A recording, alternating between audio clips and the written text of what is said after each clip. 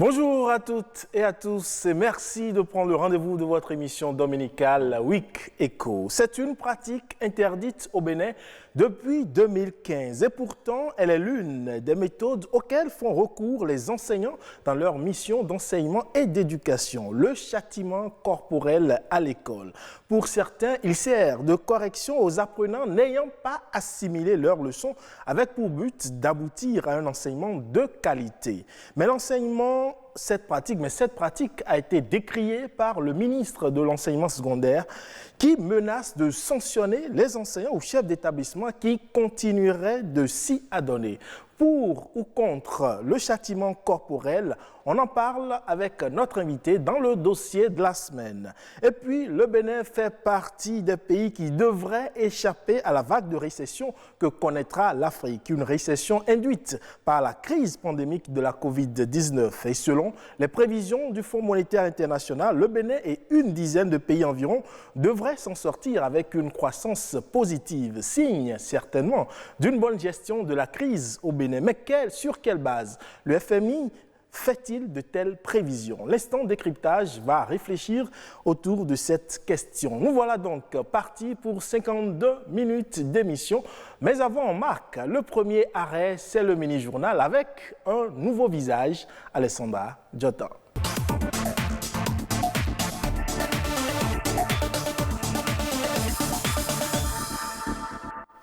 Madame, Monsieur, bonjour, bienvenue dans ce mini-journal de Week Echo. On connaît les dessinateurs de rue, les graffitistes, les caricaturistes et autres BDistes, mais les stylo-portraitistes, pas vraiment. Pourtant, c'est un style tout aussi particulier que compliqué qui permet de capturer un moment privilégié et d'immortaliser l'émotion qui l'accompagne. Allons à la découverte d'un jeune dessinateur portraitiste dont rien ne filtre sur la finesse qu'il cache au bout de ses doigts. Rodrigue Blondoumain et Ulvaeus Balogun. Sa passion pour le dessin est indescriptible. Il dessine avec finesse et ses œuvres sont de véritables photographies. Chaque trait, chaque mimique ou chaque ride, aussi minuscule soit-il, est scrupuleusement reproduit. Ces portraits réalisés au stylo Schneider sont d'une incroyable précision. Et pourtant, Saïd Rachad Bello, alias Machete, n'est pas sorti d'une école d'art. Quand j'étais encore au primaire, j'ai eu à essayer un portrait de mon père, mais c'était pas vraiment ça. Parce que c'était très complexe pour moi, étant encore très jeune et n'étant pas habitué à ce niveau de dessin. Ce portraitiste autodidacte s'est véritablement lancé dans ce style de dessin il y a 3 ans, après l'obtention de son baccalauréat D, avec comme outil de travail le stylo. C'est très compliqué et délicat de dessiner avec le stylo et c'est la raison pour laquelle j'ai particulièrement aimé ça. Le stylo, on n'a pas besoin de tailler à chaque fois. Donc ça glisse bien sur la feuille. Ici, dans son antre, Saïd Rachad Bello laisse couler l'encre de son stylo pour retranscrire les émotions et les expressions de ses modèles. L'objectif d'un portrait, ce n'est pas de faire une photocopie ou une impression manuelle d'une œuvre d'art, non. C'est de créer cette nuance-là entre l'œuvre et le modèle. L'aventure n'était pas aisée pour lui dès les débuts. Mais il est resté accroché à ses rêves. Pendant plusieurs années, quand j'étais encore jeune, on m'a dit oui, Saïd, tu as du talent, mais là, ça ne donne pas au Bénin. J'avoue que ça a vraiment inhibé mon potentiel en art plastique. Et quand je me suis donné ce défi après le bac, les gens sont impressionnés par ce que je fais. Mais Machete ne vit pas encore convenablement de son talent. Et il arrive des fois où je n'ai aucune commande en un seul mois. J'avoue que je vis au jour le jour pour le moment. C'est d'ici là, j'ai le soutien de quelques amis et parents et tout, j'arrive quand même à m'en sortir. Le prix de ses œuvres varie entre 30 et 50 000, mais tout dépend de la qualité de la photo, du format voulu, des couleurs et du cadre décoratif. Un portrait comme celui-ci, c'est un format A3. Un format A3, c'est l'équivalent de 2 papiers A4. Et pour le faire, j'ai eu à utiliser 2 stylos Schneider et du papier Bristol également. Ça m'a pris 6 jours de travail. 6 jours de travail, de jour comme de nuit bien sûr. Si je ne travaille pas de nuit, j'allais faire au moins 2 semaines. Si ces portraits au stylo font frissonner en raison de leur perfection ultime, Saïd Rachad Bello alias Machete rêve de perfectionner son art afin d'inspirer sa génération. Octobre, un mois dédié à la valorisation et la promotion des produits locaux au Bénin. 30 jours pour célébrer et encourager le consommé local à travers colloques et expositions pour vendre le Made in Bénin.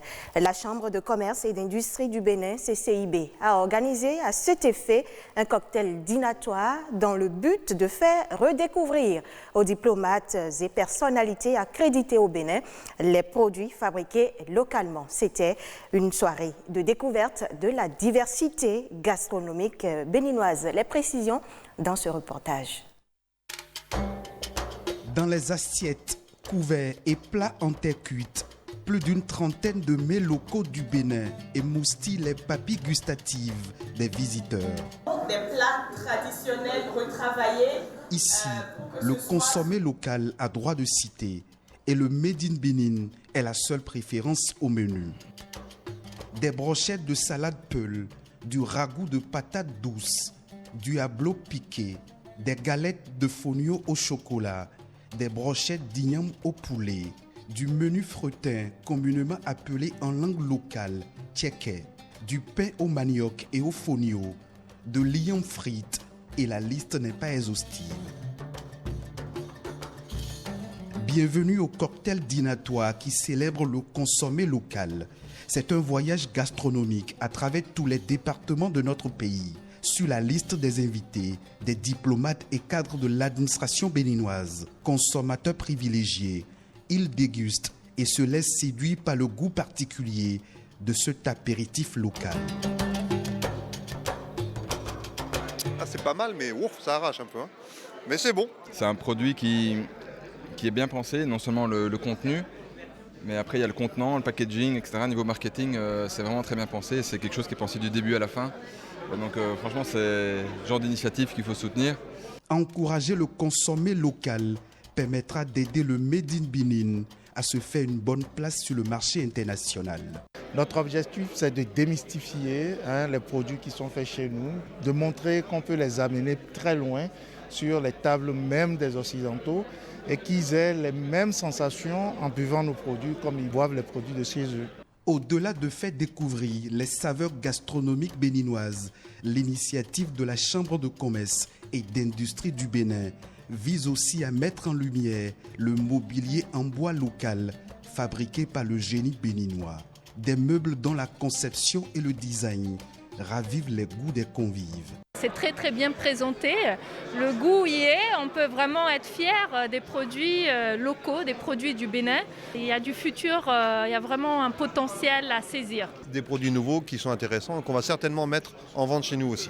Boire dans une calebasse ou dans une assiette en terre cuite, c'est aussi montrer que nous devons être fiers de nos traditions. Very excited to be here today and I have been... Elle est vraiment impressionnée par la qualité des produits et services qui sont exposés ici grâce à l'effort de la Chambre de commerce. Elle loue cet effort et elle espère vraiment que d'autres personnes aussi auront l'opportunité d'apprécier le consommation local, les produits locaux et le Made in Bénin. To exhibit what can be done here locally. Octobre, mois du consommé local, mais aussi un mois pour prendre de nouvelles habitudes, celle de toujours préférer les produits du terroir dans nos assiettes et dans nos salons. Eh bien oui, c'est à encourager, en effet, absolument. Il y a une dizaine d'années, on pouvait les voir exercer aisément leur métier à des coins de rue. De nos jours, il est rare de croiser des réparateurs de montres. En effet, plusieurs personnes n'éprouvent plus le besoin de faire réparer leur horloge ou pendule avec l'apparition des téléphones portables et autres gadgets. Une situation dommageable pour ceux qui exercent le métier. Réparation de montres, un métier en voie de disparition. C'est un reportage de François d'Assise Amansiwan et Rodrigue Blandoumé. L'avenir des réparateurs de montres communément appelé horloger, est sombre au Bénin. Avec le développement des technologies de l'information et de la communication, certains métiers, jadis très en vogue dans nos sociétés, sont en voie de disparition. C'est le cas de ceux qui donnent une seconde vie aux montres, horloges et pendules. J'ai une montre à la maison, mais je ne l'ai pas fait réparer à cause des dépenses. Si je veux consulter l'heure, date, je regarde sur mon portable. La télévision et le téléphone portable ont fait que le business ne marche plus. La plupart des montres portées aujourd'hui n'ont pas la bonne heure ou ne marchent même pas. On les porte plus pour des besoins esthétiques que de nécessité. La clientèle s'amenuise donc au fil des années. Du coup, beaucoup de réparateurs de montres se reconvertissent. Avec l'apparition du téléphone portable, certains sont devenus conducteurs de taxi-moto. Et pourtant, l'apprentissage du métier s'étale sur plusieurs années et exige une concentration minutieuse. C'est plus que ce que vous dites. J'ai fait 5 ans au moins. 5 ans. 7 ans. J'ai fait 7 ans en apprentissage. Le métier est dur, surtout avec la finesse des objets. Il faut être vif d'esprit. Certains clients sont particuliers, comme ce monsieur qui nous a confié hors micro qu'il n'est pas un amateur de montres. Celle qu'il est venu réparer est un cadeau à lui offert, un objet qui a donc une valeur sentimentale. Mais malgré toutes ces difficultés, certains arrivent à joindre les deux bouts et subvenir aux besoins de leur famille. Pas question pour eux que le métier disparaisse. Je remercie Dieu, je trouve ce qui peut me suffire.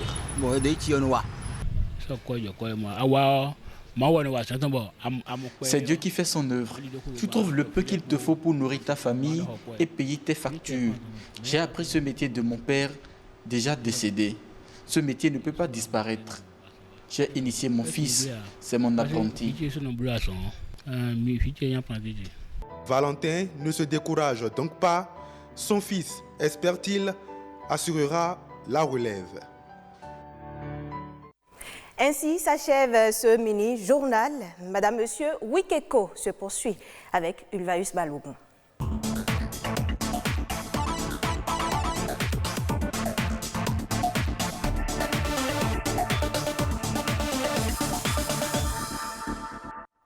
Merci à vous, Alessandra Diotan. Et Week Eco se poursuit bien évidemment ici avec la revue de presse économique, une présentation de Amandine Agnambossou.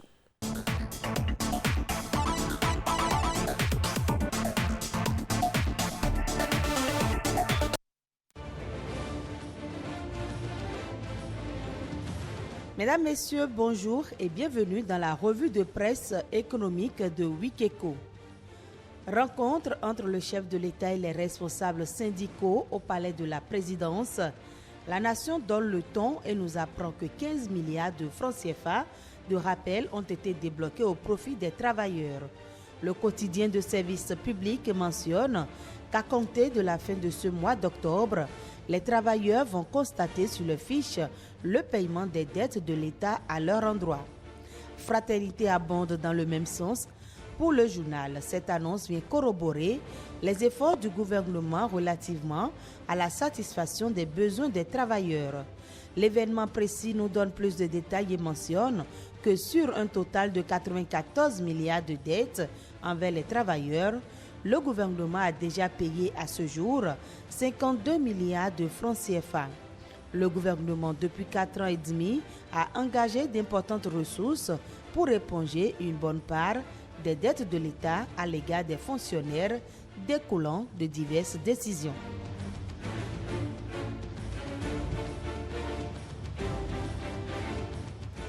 Sur un autre plan, le quotidien de service public La Nation titre « Récession en Afrique, l'économie nationale s'en sort bien ».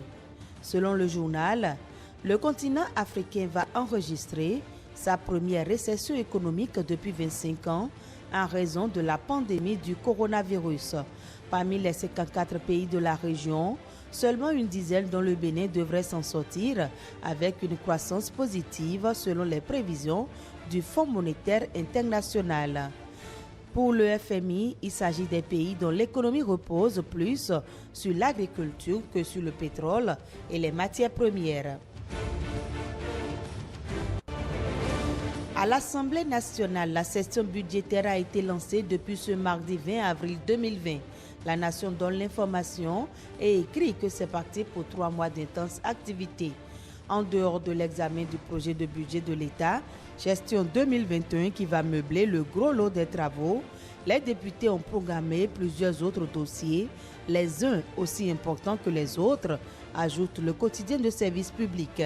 Le Progrès énumère entre autres le projet de loi portant autorisation d'une ratification du traité des Nations Unies sur l'interdiction des armes nucléaires, le projet de loi portant code de nationalité béninoise et celui portant statut du barreau de la République du Bénin. La presse du jour met l'accent sur le discours prononcé par le président de l'Assemblée nationale à cette occasion solennelle et parle plutôt de 57 minutes de bilan du chemin parcouru, d'annonces et d'engagements forts. Fraternité note que le discours de Louis Vlavonou a fait le diagnostic de la situation nationale caractérisée par la crise sanitaire due à la pandémie du nouveau coronavirus.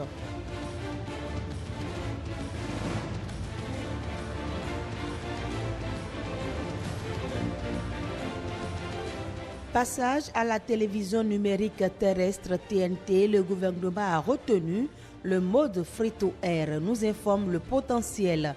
Dans un communiqué, la ministre du Numérique et de la Digitalisation demande aux entreprises désireuses de fabriquer ou de commercialiser les décodeurs numériques de réception de la TNT sur le marché béninois de se manifester. Fin de cette revue de presse. Merci de l'attention.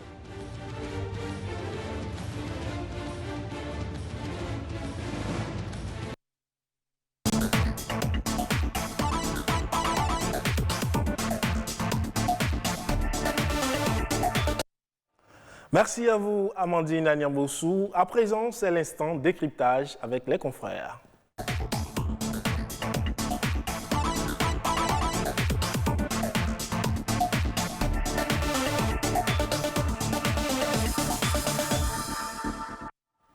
Et je le disais donc, l'Afrique va enregistrer sa première récession économique depuis 25 ans. Et sur les 54 pays du continent, une douzaine seulement, dont le Bénin, devrait enregistrer une croissance positive en cette année 2020. Bonne nouvelle, est-on tenté certainement de dire. Avec les confrères ici, nous allons décrypter cette belle perspective pour le Bénin. Sur ce plateau, avec moi, Olivier De Souza. Bonjour. Bonjour. Merci d'être là. Merci. À côté, on ne le présente plus, Aaron Akinosho. Aaron, bonjour. Bonjour, Joyce. Merci d'être là. Bonjour, c'est moi. Alors, Aaron, vous avez certainement eu également cette nouvelle-là. Quelle lecture faites-vous? Très simplement, je dirais d'abord que l'audace paye. L'audace paye. L'audace paye parce que je crois que sur ce plateau, j'avais déjà dit que ce gouvernement avait, au début de la crise du coronavirus, joué un coup de poker, coup de poker gagnant. Ouais. Mais je pense qu'il faut remettre les choses dans leur contexte un peu. Alors, la crise du coronavirus, c'est moins 3% de croissance pour tous les pays d'Afrique subsaharienne. En gros, c'est entre 13 et 30 milliards de dollars de pertes et c'est environ 50 millions de personnes qui vont repasser sous le seuil de la pauvreté. Donc, c'est une véritable calamité. Dans ce lot, comme vous le disiez tantôt, il y a un certain nombre de pays qui s'en sortent. Alors, pourquoi ils s'en sortent? Déjà, on remarque que les pays qui sont le plus sévèrement affectés par la crise sont les pays qui exportent ce qu'on appelle des hard commodities, donc soit du pétrole, soit des matières minérales. Voilà. Donc ça, c'est déjà le premier paramètre. Donc le Nigeria, le Gabon, les deux Congos, l'Angola, le Tchad, ces pays-là. Le Bénin n'appartient pas à cette catégorie-là déjà. Ça, c'est l'un des premiers facteurs qui explique cela. L'autre facteur qui explique cela, c'est que le Bénin a réduit sa dépendance au Nigeria à cause de la crise qu'il y avait précédemment, et donc les frontières étaient fermées, ce qui fait que en plongeant le Nigeria, n'a pas entraîné le Bénin. Mais là, il faut quand même décerner un satisfecit à nos dirigeants, et pourtant, le ciel sait que je suis très objectif comme observateur, c'est que le pays, à un moment, s'est lancé dans un certain nombre de mesures. Déjà, il y a une politique de grands travaux. Et quand il y a des grands travaux, en fait, l'argent circule dans le pays. Il y a eu des performances sur des secteurs comme le coton, mais surtout au niveau du budget, il y a eu d'abord le rebasage, mais surtout le reprofilage de la dette. Donc du coup, on a étalé notre dette sur plus longtemps avec un taux d'intérêt relativement modéré. Donc on va dire, cet ensemble de mesures qui ont été prises ont rendu le Bénin presque prêt en tant que pays à affronter la crise du coronavirus. En parlant même de la gestion de la crise elle-même, nous avons eu l'intelligence de ne pas opter pour le confinement total. On a plutôt opté pour le cordon sanitaire, ce qui fait que l'économie ne s'est jamais véritablement arrêtée, contrairement à des pays comme le Sénégal ou, on va dire, même dans une certaine mesure, le Nigeria. Donc, en fait, on est obligé de leur décerner un satisfecit. Comme je l'avais dit la dernière fois, les autorités ont fait le pari que ça n'allait pas être une si grave crise que ça, qu'on allait s'en sortir. Et c'est exactement ce qui s'est passé. Résultat, on aura 2% de croissance contre 6,7 l'année dernière, mais au moins on n'est pas dans le négatif. Olivier de Souza, vous, le Bénin qui s'en sort de cette récession économique annoncée depuis 25 ans, diriez-vous, comme Aaron, qu'on a bien géré, on a su bien gérer la crise? Je pense, enfin ça se résume en très peu de points, mais le gouvernement et le ministre des Finances a pris des risques, mais de gros risques qui ont... Enfin, au début, c'était pas très évident, il y a eu beaucoup de critiques, mais on voit là tout de suite que ces politiques-là ont payé. Parce que, heureusement, il y a eu le coton, mais moi, je suis totalement d'accord avec ce que Aaron a dit, mais j'aimerais ajouter quelque chose, c'est que lorsqu'on prend le coton, en 2018, nous avons produit 400 000 tonnes ou 500 000. Environ 500 ou 600 000. Et l'année dernière, on est passé à 700 000, à 700 000 tonnes. Alors, je pense que c'est cette croissance de la production qui a favorisé aujourd'hui que nous soyons dans la catégorie des pays qui s'en sortent le mieux. Parce que c'est vrai, le Nigeria ne nous a pas entraînés, mais il faut aussi reconnaître que le prix du coton a énormément chuté sur les marchés. Oui, tout à fait. Et je crois que c'est ce gap-là de 200 ou 300 000 tonnes de coton qui a permis de stabiliser notre économie. Et ça, il faut vraiment apprécier ça. Je pense que le gouvernement a fait ce qu'il faut faire. Et aujourd'hui, je pense qu'opposants, on doit tous être d'accord sur le principe que cette crise a été bien gérée. Alors, cela voudrait dire que ça a été bien, ou plutôt que c'est bien pour nous de miser sur le secteur agricole. Absolument. C'est vrai qu'il faut investir dans les autres secteurs, le secteur tertiaire, etc. Mais investir dans le secteur agricole, ce sera l'avenir de ce pays-là. On n'a pas de matières premières, on a un peu de pétrole, mais on n'en fait rien pour le moment. Mais sans l'agriculture, je ne sais pas ce qu'on peut faire d'autre, parce qu'à côté, on travaille sur les services. Le port, aujourd'hui, on sait ce que c'est. Ça va prendre du temps pour mettre en place des réformes, construire quelque chose. Mais l'agriculture, c'est le futur de ce pays. Alors, Aaron, vous l'avez évoqué brièvement, on est passé d'une prévision de 7% à 2%. Aujourd'hui, on est en train de tendre à 2%. C'est quand même une chute drastique. Oh non. Oh non. En fait, c'est peut-être là où je ne serais pas d'accord avec vous, parce qu'il faut prendre le contexte. Le contexte, c'est que le monde était à l'arrêt. C'est ça la vérité. 2% aujourd'hui, la plupart des pays développés voudraient cette croissance-là, déjà en temps normal. Donc, dans un contexte où tout s'est arrêté, moi je préfère le voir comme la machine Bénin a ralenti, mais n'est pas arrivée à l'arrêt. Parce que ça aurait vraiment pu être plus grave. Il y a des pays qui vont afficher des récessions de moins 7%. Donc 2%, il faut pas, moi je dis il faut le voir dans un certain contexte. C'est-à-dire, on n'a pas eu un contexte facile récemment. Il y a eu la crise avec le Nigeria, il y a eu tout ça, mais moi je dis objectivement, les dirigeants ont pris les bonnes mesures. C'est-à-dire que le reprofilage de la dette, par exemple, moi je trouve que c'est vraiment très intelligent, parce que sinon, quand on voit le poids du service de cette dette dans notre pays, je ne pense pas qu'on a pu faire ces performances-là. Donc non, moi je ne le vois pas comme une contre-performance. Au contraire, moi je le vois comme un signe de la résilience de l'économie béninoise. Et ça va à contre-courant de ce que beaucoup de gens disent, parce que pour beaucoup, ce pays vit sur l'endettement permanent. Ce n'est pas ça, il faut quand même rectifier un peu. Nous menons une politique de grands travaux. Il faut trouver du cash pour financer ces travaux-là. On ne pourra dire si cette politique a été payante que dans 5, dans 10 ou dans 20 ans. Mais en attendant, l'économie béninoise n'est pas une allumette qui peut se fracturer au moindre contact. Je trouve que c'est surtout ça la leçon. Pour revenir sur la politique des grands travaux, le Bénin a quand même la part du BTP des travaux publics dans le PIB est quand même passée à 43%. Et on pense qu'à partir de l'année prochaine, on va grimper dans les 47%. Donc c'est déjà très très très très bien. C'est déjà très bien. Alors, mais ce que moi je me dis, avec cette crise, c'est vrai qu'on ne l'avait pas prévu, la crise qui nous est tombée dessus, avec la fermeture des frontières également, et avec cette façon dont aujourd'hui on se retrouve à être un peu plus résilient, le Bénin est plus résilient face au choc. On peut se dire que nos dirigeants ont été alertes, ont eu les idées qu'il fallait au moment où il fallait. Non, quand on analyse un peu, on a parfois l'impression qu'ils avaient ils avaient anticipé l'arrivée du coronavirus et ils ont fait les choses mais très très très vite avant que le coronavirus n'arrive. C'est-à-dire, si vous regardez un peu, il y a le reprofilage, le rebasage et tout ça, on a géré tout ça avant que les plus grosses économies ne commencent à en souffrir à partir du début du deuxième trimestre. C'est-à-dire que le Bénin avait anticipé tout ça avant que la crise ne prenne tout le monde entier. C'est limite. À un moment, on se dit, mais est-ce que ces gars-là n'ont pas eu un truc Devin leur a dit. Oui, alors, moi j'ai un avis un peu plus mitigé. Déjà, il faut reconnaître une chose. Si on part sur les postulats qui sont ceux qui dirigent l'action publique depuis 2016, on ne peut que leur dessiner un satisfait. C'est un gouvernement qui a fait une option d'être libéral et dans son libéralisme, on ne peut que l'applaudir parce que, en fait, ils ont véritablement engagé un certain nombre de réformes. Alors après, il y a une question de fond qui est, certes, on a pu risquer au coronavirus, c'est bien. Cette option s'est révélée payante là tout de suite, c'est bien. On ne sait pas comment ça va évoluer dans 1 ou dans 2 ans. Mais la vraie question est de savoir, moi, et c'est une question philosophique, à quelle échéance est-ce que nous arrivons au progrès ? 5 ans, ce n'est pas évident. 10 ans, pas forcément. Moi, personnellement, je parlerais sur une échéance du style 30 ou 40 ans. Mais toujours est-il que pour ce qui est de l'option qu'ils ont faite, ils sont dans leur logique et moi je trouve que ça leur réussit plutôt bien. Il faut saluer surtout, ils ont eu de l'audace.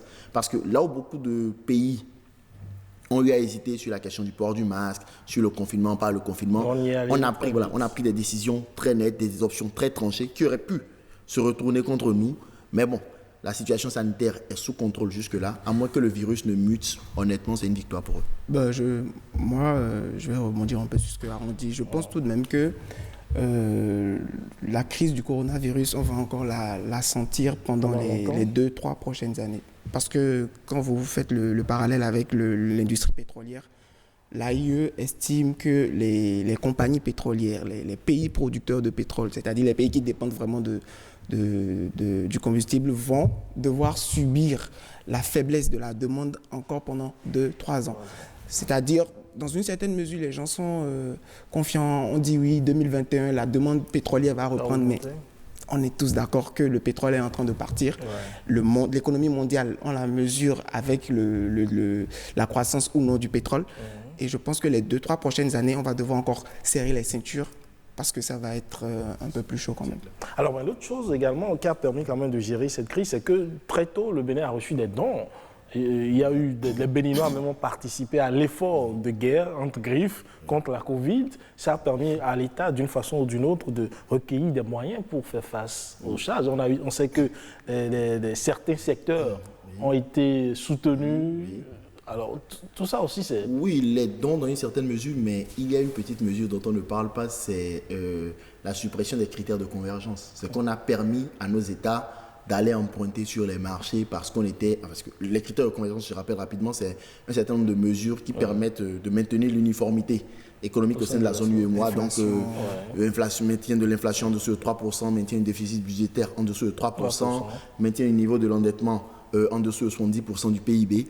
Donc, en fait, parce qu'on était en situation de crise, parce qu'on avait besoin de liquidité, on a enlevé ces critères de convergence-là, ce qui a permis à nos États d'aller se financer sur les marchés. Donc oui, les dons joués, mais après il y a aussi qu'au niveau de l'espace commun, en fait, il y a eu cet ensemble de mesures qui ont permis à nos États d'avoir des outils pour réagir quelque peu. Parce que, alors ne nous trompons pas, je ne dis pas que la crise a été contenue à 100%, ce n'est pas ça. C'est juste qu'on a évité le Titanic, on a évité l'iceberg, ça aurait pu être un naufrage, ça ne l'a pas été. Le Bénin va relativement bien, nous n'avons pas eu de crise sociale comme le Nigeria est en train d'en connaître actuellement. Nous ne sommes pas la République du Congo avec un endettement juste extraordinaire. Donc je pense que oui, franchement, là vraiment il faut de leur décerner un satisfait. Alors l'effort commun des Béninois, on sait également qu'il y a eu les bons Covid-19 sur le marché de l'UEMOA. Ce sont autant de choses quand même qui nous ont permis de ne pas ressentir les chocs de la crise. Alors mon point de vue est un peu mitigé sur cette question. C'est vrai qu'il y a eu ce que tu as appelé l'effort de guerre. Mais je pense qu'on aurait pu faire plus et mieux. Parce qu'il y a encore des Béninois et les gens, j'ai parfois l'impression que les gens peinent à voir cette réalité-là. Il y a des Béninois qui vivent encore, mais vraiment sous le seuil de la pauvreté. Et je pense que les autorités doivent faire encore un peu plus d'efforts dans ce sens-là. Les gens souffrent vraiment. Dehors, ce n'est pas évident pour tout le monde. Les gens gagnent moins du SMIC, envoient des enfants à l'école. Il y a eu la rentrée récemment. Je pense qu'il faut encore faire un peu plus d'efforts dans ce sens-là. Il faut beaucoup plus miser sur le social. Sur le social. Après, quand on parle de social au Bénin, il y a toute une définition qui n'est pas... on ne va pas entrer dans les définitions. On se comprend quand on parle de social chez nous, c'est qu'il faut aider les couches les plus pauvres à sortir de la pauvreté, notamment le projet Arche et consorts, qui doit être, qui a démarré, qui n'est pas encore dans sa phase. Mettre en place, pour moi, c'est surtout mettre en place des projets communautaires qui emmènent les plus démunis à travailler et à ne serait-ce que gagner le SMIC. Surtout des projets communautaires, surtout ça. Mais il ne s'agit pas de se lever le matin, d'aller dire « Ah tiens, nous avons ciblé des pauvres, des démunis, allez, on leur donne de l'argent. » Non, ça n'aidera pas les gens. Mieux vaut apprendre aux gens à pêcher que leur donner du poisson. Alors justement, pour que notre économie puisse être encore plus résiliente, ou plutôt, je crois que les perspectives pour 2021 sont de 6% selon le budget 2021. Quoi faire Ils sont très optimistes. Oui, il faut être optimiste. Très optimistes. Alors à votre avis, qu'est-ce qu'il aurait ou qu'est-ce qu'il faut faire pour garder ce cap-là, pour ne pas chuter? La première chose, on a très bien commencé, c'est réduire notre dépendance au Nigeria. Ça, nous avons déjà montré que nous pouvons le faire. Mais moi, je pense que, comme dit Olivier, il faut miser sur ce que j'appelle les énergies internes. C'est-à-dire qu'aujourd'hui, on est dans une politique où on veut attirer des IDE. Là, avec le corona, il y en a de moins en moins qui circulent. Mais je pense... IDE étant les investissements directs étrangers, bien entendu. Mais aujourd'hui, il y a une jeunesse qui est là. Il y a une énergie qui est là. Et même si les Béninois s'amusent à dire le Bénin, c'est un petit marché de 10 millions, machin. 10 millions de personnes, c'est quand même un marché. Donc, c'est miser sur ces atouts-là déjà en interne, plutôt que d'attendre. Alors, on était dans une logique de rigueur budgétaire. Il va falloir continuer, élargir l'assiette fiscale. Ceci est une obligation. La réforme, là, avec les machines de facturation, c'est un bon pas. C'est un bon pas. Après, il faut voir comment est-ce qu'on va implémenter ça. Donc, des politiques fiscales, c'est une gestion stricte et rigoureuse. On ne va pas parler de réduire la masse salariale de l'État, surtout dans ce contexte. Mais en fait, il faut quand même une certaine rigueur, il faut une certaine... Il faut, comme je dis, ce n'est peut-être pas le moment de se relâcher, mais surtout, il faut que chaque Béninois comprenne aujourd'hui que nous sommes dans une situation où nous devons participer. Nous devons participer parce que je pense que j'ai comme l'impression que nous vivons dans un pays qui est merveilleux, d'accord ? Tellement il est merveilleux que nous oublions que nous sommes dans un pays merveilleux et nous nous permettons de râler. Non pas qu'il n'y ait pas de raison de râler, mais je dis, le Nigeria, Lagos est à 162 km d'ici et il y a des militaires tirent sur leurs concitoyens. En fait, et la cause de tout ça, c'est un peu le SARS-CoV, parce que si on revoit la chronologie des choses, il y a eu le couvre-feu à cause du coronavirus, il y a eu une explosion du banditisme, parce que à cette époque-là, les gens se mettaient à 50 pour braquer un quartier. Donc, on a sorti le SARS. Le SARS est venu avec ses abus et ce sont les abus qu'on dénonce. Mais derrière, in fine, il y a la crise au Nigeria n'est pas une crise politique, c'est d'abord, quand on analyse, une crise économique. Nous n'avons pas ça ici. Alors après, je le dis, moi ceux qui me connaissent savent, je suis le premier opposant de ce pays, je suis le premier citoyen le plus critique de ce gouvernement. Mais on n'est pas encore le Nigeria, Dieu merci. Alors, je pense que Enfin, on n'a pas besoin de parler des militaires nigériens qui tirent sur les populations oui, pour des raisons nigérianes. économiques, il faut préciser. Pour des raisons... Enfin, bon. Moi, oui, je pense que pour tenir sur la durée, il va falloir non seulement élargir l'assiette fiscale, imposer plus de gens, ça va faire plus de mécontents. Ouais. Le chef de l'État a parlé de gouvernance par l'impopularité. Voilà. Donc, non, précision. Qu'il n'a pas peur d'être impopulaire. Parce que de parler de gouvernance par l'impopularité, je pense qu'il sera encore un peu plus impopulaire quand même. Mais plus honnêtement, si on doit tenir sur la durée, sur les 2-3 prochaines années, si on doit avoir une économie aussi stable qu'elle ne l'est actuellement, il va quand même falloir produire plus. Oui, et quand je dis produire plus, je dis, si on peut m'entendre, parce que j'ai fait ma petite analyse, ce n'est pas produire plus de coton. Oui. Parce que on vous entend. Les prévisions pour le marché du coton ne sont pas très intéressantes. Ouais. Du coup, qu'est-ce qu'il faut faire? Il faut produire d'autres choses. Du maïs. Du maïs, à l'exportation, bien sûr. Ouais. Plus d'anacarde, parce que la demande, elle est là. Elle n'est pas souvent très satisfaite. Donc, il y a beaucoup de choses que nous pouvons faire. On peut tenter l'EVA. J'ai été à Kétou, j'ai vu une ferme où quelqu'un produisait de l'EVA. C'était très bien. On peut se lancer dans l'ananas, on peut renforcer ce qu'on a déjà comme acquis, parce que le Bénin est l'un des pays qui exporte le plus d'ananas et tout ça. Donc je pense qu'il va falloir produire plus. Ça ne va pas prendre... Enfin, je sais que ça va pas prendre... Enfin, que ça va prendre 2-3 ans pour pouvoir mettre en place des filières et tout ça. Mais je pense que le gouvernement peut déjà commencer à penser à ça, à élaborer des projets et tout ça. On a besoin de produire plus pour pouvoir tenir sur la durée. Parce que si on ne produit pas plus, je pense que déjà dès 2021, on va avoir des problèmes. Espérons qu'on n'ait pas des problèmes et que nos autorités nous écoutent. Il faut produire plus de riz, plus de maïs, plus d'ananas, renforcer tout ce qui est déjà là comme acquis. Merci à vous, chers confrères, d'être passés sur ce plateau. Merci. Olivier de Souza, merci d'être passé. Aaron Akinocho, merci également d'être passé. Et on installe à présent le plateau dossier de la semaine.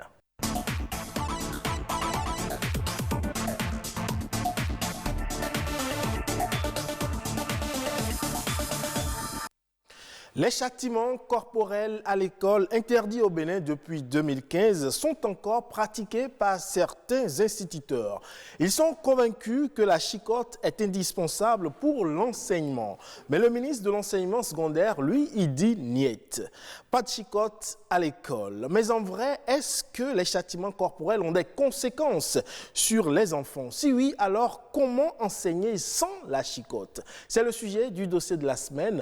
On en parle juste après ce micro-trottoir. Très bonne décision parce que le châtiment corporel est une pratique de facilité pour l'enseignant.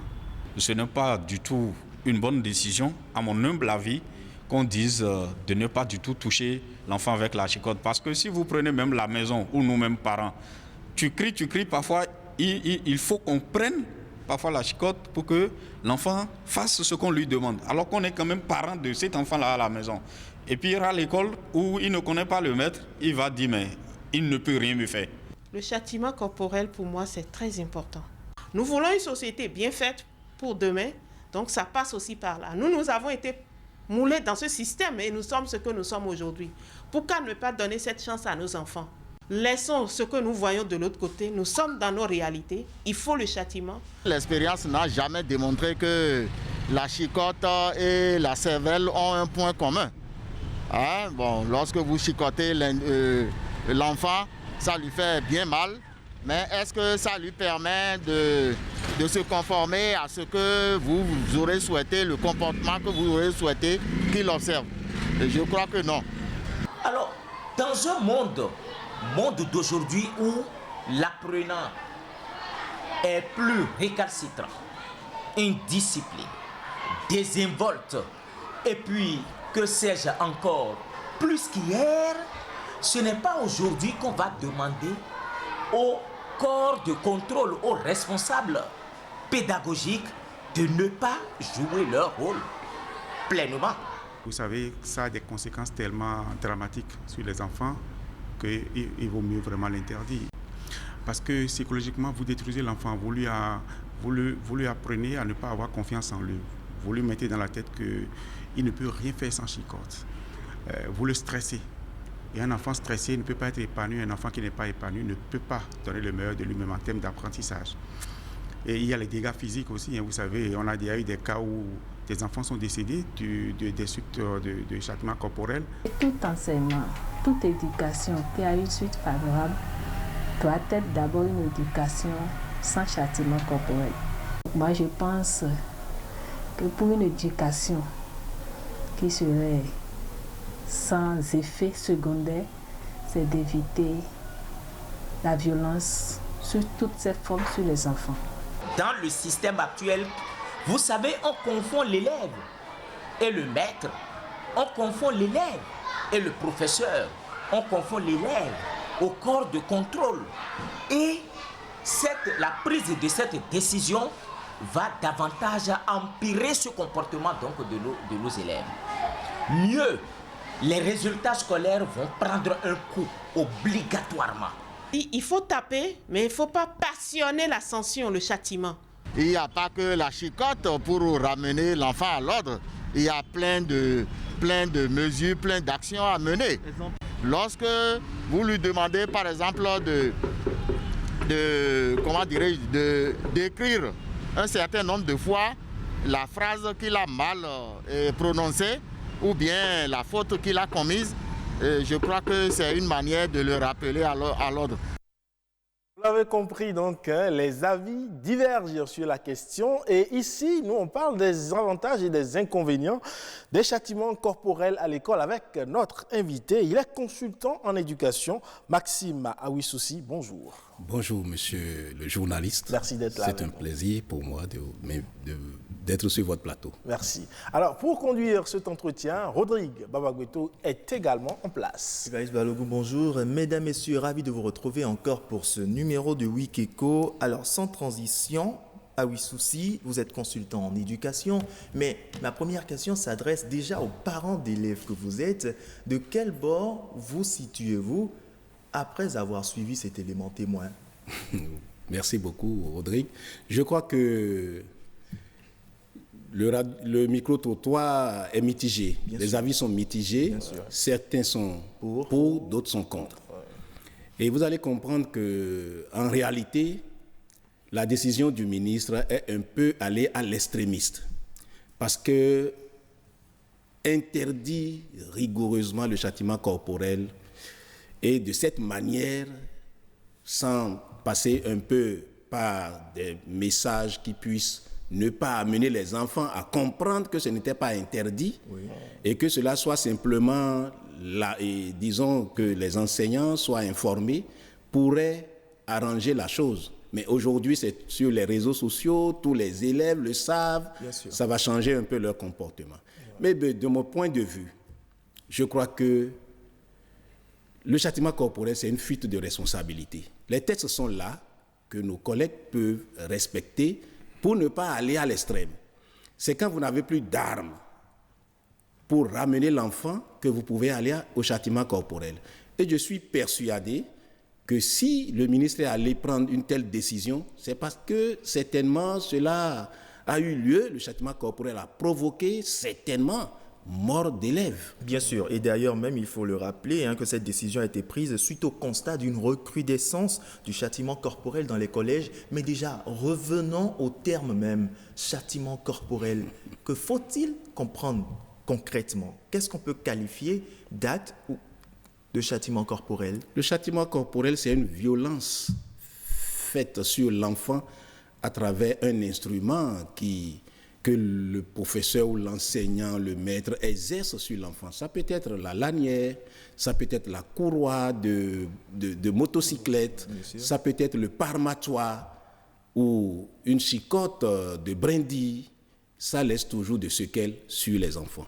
Et ça amène l'enfant soit à rebeller, soit à se soumettre pour ne plus vivre cela. Et je crois que l'interdit strictement, on peut faire ça avec mesure. Mais je n'aurais pas souhaité qu'on aille même dans la mesure pour, disons, atterrir dans la démesure. il vaut mieux l'éradiquer. Alors, on a tous pris par là. Le palmatoire à l'école, c'était indispensable. Si ma mère pouvait parler, elle dirait combien de coups est-ce que... Mais on n'en est pas mort non plus. Au contraire, ça nous a poussé à décupler nos connaissances. Si nous allons nous mettre à, disons, rabâcher ce que nous avions vécu, et nous rappeler de ces maîtres qui nous ont donné l'envie, et la peur du maître, la crainte de ne pas réciter ses leçons, aller vers les études, tout ça, et ce que nous sommes aujourd'hui dépend. Mais aujourd'hui, nous avons des éléments qui influencent le principe. Vous allez voir un enfant du cours primaire qui sait manipuler l'ordinateur peut vous sortir des éléments que vous-même, enseignant, vous ne maîtrisez pas. Un élève du cours secondaire qui a vraiment été moulé dans l'approche par compétence, la pédagogie actuelle, peuvent, à travers des recherches, répondre à vos questions de manière à ce que vous-même, enseignant, vous allez contester et après les recherches, vous allez vous rendre compte que c'est l'enfant qui a raison. Aujourd'hui, nous avons les réseaux sociaux, nous avons le Facebook qui donne des informations et on ne peut pas tout le temps dire que c'est nécessairement le maître ou l'enseignant qui détient toute la vérité, même si l'enfant n'avait pas été instruit. Et si vous voyez, depuis 1965 jusqu'à la date d'aujourd'hui, les pourcentages de succès vont grandissant. Je défie quiconque qui pourrait me dire qu'en son temps, il avait eu un examen, je prends le CEP ou le BEPC ou le bac ou le CAP, 50%.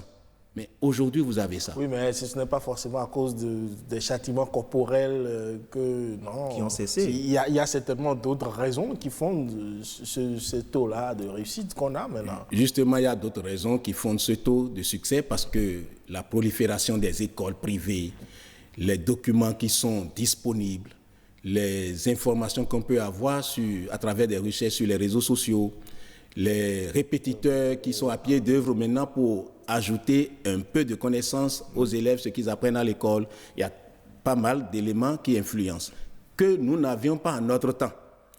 Et aujourd'hui, même quand on dit que les enfants n'apprennent plus tout ça, mais vous allez dans certaines écoles et que vous écoutez. Je vais même prendre un simple exemple, le premier au CEP. Je crois que vous l'avez reçu, si ce n'est pas sur votre chaîne, ce serait sur une chaîne sœur. Mais tout le monde avait... Moi, j'ai particulièrement été séduit à l'entendre, à l'écouter. J'ai dit, mais si un élève de CM2 raisonne de cette façon, mais franchement, c'est une qualité. C'est peut-être parce qu'il a été châtié corporellement. Qui s'est donné à l'œuvre pour avoir ce niveau-là. Je crois que un parent d'élève a dit qu'à la maison, nous nous tapons. Oui. Et à la maison, si nous essayons de faire usage du châtiment corporel et qu'à l'école, le maître ne prend pas le relais, ça ne pourrait pas amener l'enfant à comprendre. Mais c'est relatif. C'est relatif. Moi, j'ai été moulé dans le châtiment corporel. Mais je peux vous avouer qu'une fois, je voulais taper mon enfant, en terminale bien sûr, qui n'avait pas fait ses exercices, sinon qui m'a dit qu'il a fait les exercices, mais qu'il a oublié le cahier à la maison, ce qui m'a vraiment sorti de mes gonds. Si je devrais le taper ce jour-là, je l'aurais marqué toute sa vie. Mais je peux vous avouer, jusqu'à son baccalauréat avec la mention assez bien, je ne l'ai jamais tapé. Vous voyez? Mais le jour où je devrais le taper, c'était déjà signé. Il sait qu'après être rentré à la maison, que papa doit le chicoter pour exercice non fait. Mais arrivé à la maison, il a pu me faire quelque chose, il a repassé rapidement certaines de mes tenues qui traînaient au centre. Et quand je suis arrivé, j'ai vu ça, je me suis dit, mais qui a fait ça?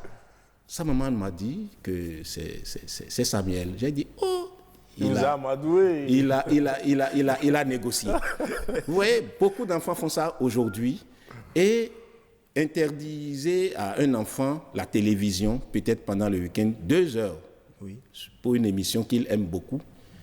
Il va vous supplier. Il est prêt à vous dire, gardez mon petit déjeuner pour me permettre de suivre l'émission afin que je ne sois pas sanctionné. Alors là, avec ce que vous êtes en train de citer, est-ce que c'est des mesures qui peuvent être prises pour pallier justement le châtiment corporel?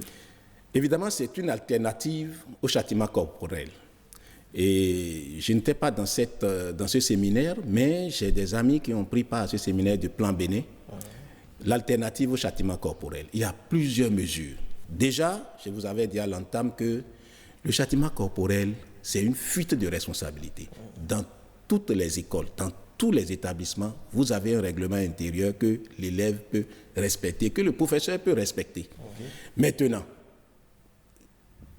parce que nous avions été moulés dans le châtiment corporel, on pense qu'on peut en faire usage. Et ceux-là qui ne viennent pas des écoles normales, intégrées ou supérieures, ils pensent qu'ils peuvent répercuter la méthode qu'on a utilisée pour les amener à réussir sur leurs apprenants. Que voulez-vous dire par là? Quand on normal, dans les écoles normales, on apprend à sanctionner l'élève sans pour autant faire usage du châtiment corporel? Justement, quand vous étudiez la psychopédagogie, le comportement d'un enfant doit vous amener à faire une analyse sur le champ et déduire si cet enfant a agi par désinvolture ou sur un coup de tête. Et de ce point de vue, la réaction que vous allez appliquer peut émaner d'un auteur, d'un inspecteur qui aurait écrit sur, disons, la psychologie de l'enfant. Et de ce point de vue, vous pourrez avoir une réaction qui pourrait vous amener à ne pas faire usage du châtiment corporel. Encore que le règlement vous l'interdit. Parce que dans le règlement appliqué dans les établissements, dans les écoles, nulle part ne figure le châtiment corporel.